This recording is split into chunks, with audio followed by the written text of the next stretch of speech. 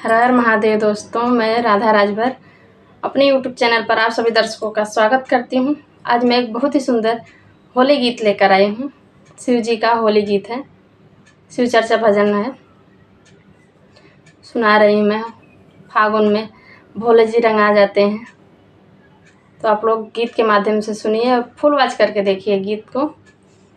बीच में स्किप मत करिए आप लोग, और चैनल का सपोर्ट करते रहिए। सपोर्ट करना मत बंद कीजिए। आप लोग का ही सहारा है।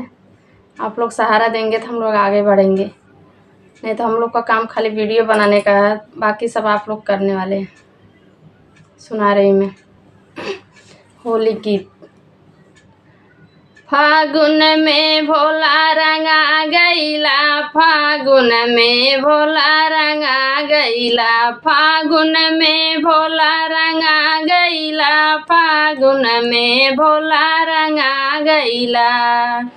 होली खेल गईले ब्रह्मलोक नगरिया, ब्रह्मलोक नगरिया, ब्रह्मलोक नगरिया।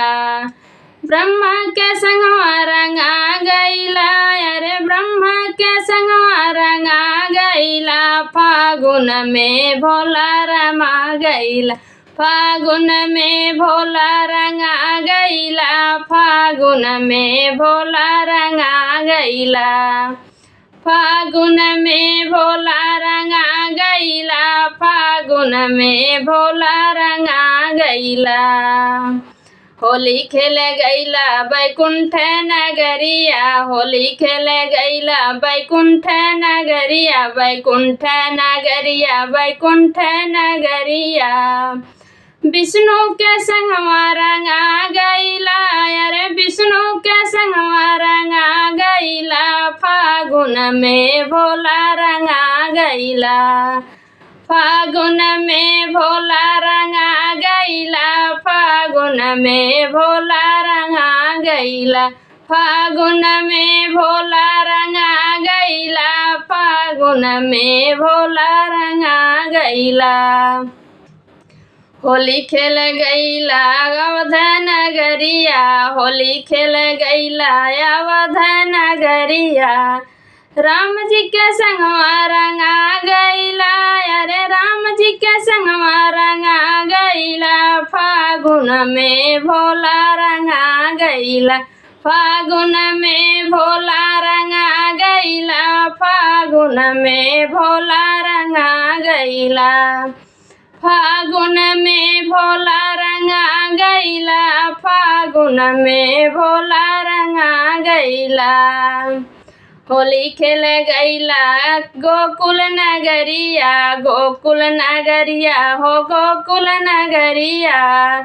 होली खेल गईला गोकुल नगरिया, गोकुल नगरिया हो गोकुल नगरिया। कृष्णा के संगवा रंगा गईला, अरे कृष्णा के संगवा रंगा गईला, फागुन में भोला रंगा गईला, फागुन में भोला रंगा गईला, फागुन में भोला रंगा गईला, फागुन में भोला रंगा गईला, फागुन में भोला रंगा गईला। होली खेल गईला भूलोक नगरिया, होली खेल गईला भूलोक नगरिया, भूलोक नगरिया, भूलोक नगरिया। अरे भक्तों के संगवा रंगा गईला, भक्तों के संगवा रंगा गईला, फागुन में भोला रंगा गईला, फागुन में भोला रंगा गईला, फागुन में भोला रंगा गईला। यह भजन आप लोग को कैसा लगा कमेंट बॉक्स में ज़रूर बताइए। शिव चर्चा भजन होली का गीत है। शिव चर्चा में आप लोग सभी गा सकते हैं, होली का गीत है, भोले जी का भजन है। और फुल वॉच करके ज़रूर देखिए, आप लोग से रिक्वेस्ट है, बार बार करती हूँ। चैनल का सपोर्ट करते रहिए। मिलते हैं अगले वीडियो में, तब तक के लिए बाय बाय।